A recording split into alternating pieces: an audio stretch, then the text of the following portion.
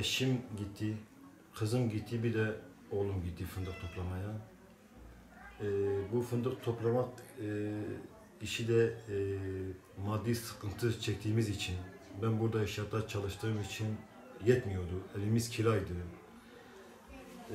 Eşim de geldi, yanıma geldi, İbrahim dedi, ben de bu sene fındığa gideceğim dedi, sana yardım amaçlı gideceğim. Kızım da oğlum da dedi, baba dedi, biz de okul harçlıklarımızı çıkartmak için fındık toplamaya gideriz. Hayır, ben de hayır dedim, yani dedim, kızım işte ben çalışıyorum inşaatlarda, günde yani 30-40 TL işte getiriyorum ama yetmiyordu, inan ki yetmiyordu. Ayda 500 kira ben ev kirasına veriyorum. Altına çocuğum var. Eşimle beraber 7 nüfusa, 8 nüfusa bakıyorum. Yani bir hastalık oldu mu, bir hastane oldu mu, yeşil karttan dolayı olduğumuz için gidip ilaçlarımızı aldığımız için 30 TL tutuyor, 20 TL tutuyor. Bu da bütçeden gidiyor. Buranın bütçesi normal bir şeydir. Yani bu 30 TL, 40 TL yemeğe alıyorduk. Eşim de bana dedi, ben de bu sene sana destek vereceğim. Hiç olmazsa dedi, ev kiramızı rahat rahat öderiz dedi bu kışın dedi. Kızım da yanıma geldi, baba dedi, ben de okul harçlıklarımı çıkartmak için gideceğim dedi. Yani ben hayır dedikçe onlar hiç fındık toplamaya gitmediler. Ona sen diyor ki, ay bu fındık nasıl bir şeydir? Böyle yamaçta olduğunu bilmiyordu. İlk defa fındık toplamaya gittiler. Eşim vefat etti. Kızım Songül Çapat şu an 4 günden beri yoğun bakımda, hala gözlerini açamadı. Yusuf Çapat şu anda bugün Allah çok şükür o taburcu oldu. Allah'ın takdiri. Zaten bayrama bir hafta kala benle oğlum gidecektik oraya. İnşaat işi durduğu için, bizim işimiz bittiği için oğlumla beraber biz de eşimin yanına fındık toplamaya gidecektik. Biz gitmeden işte bu facia yaşandı, bu olay oldu. Sabah 8 saatlerinde telefon geldi, işte sizin traktör işçileri kaza yaptı. İnanmadım, şok geçirdim. Telefon geldi, dedi senin dayın vefat etti. Dayının kızı vefat etti.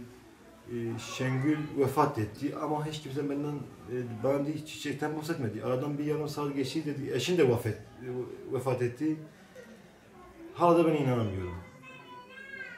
Bu sabahleyin kalktım, odaya baktım, dedim belki ben rüya görüyorum.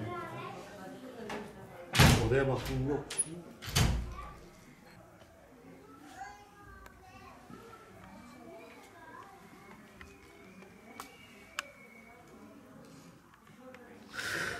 O benim her şeyim.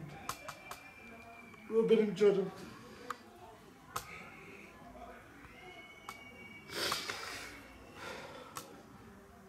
Ama kızım burada.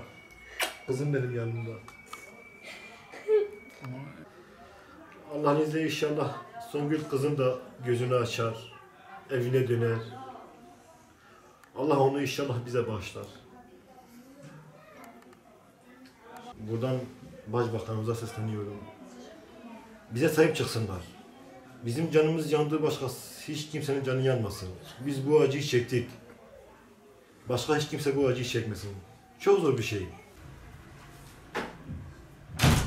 Annemi ben çok sevdim, annemi özledim, annemin öldüğü için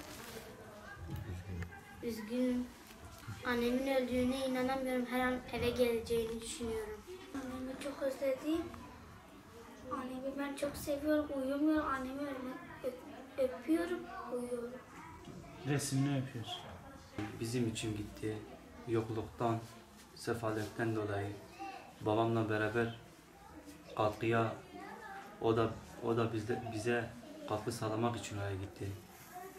Annemiz gitti. Ne yapacağımızı bilmiyoruz. Devletten iş imkanı, yardım istiyoruz. Bize sahip çıksınlar. Ben eğitim istiyorum, okumak istiyorum.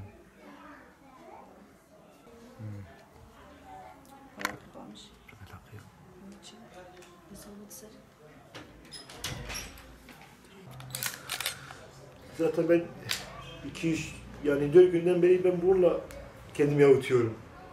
Aynı annesiyle bir şey. Annesiyle hatta. Bak.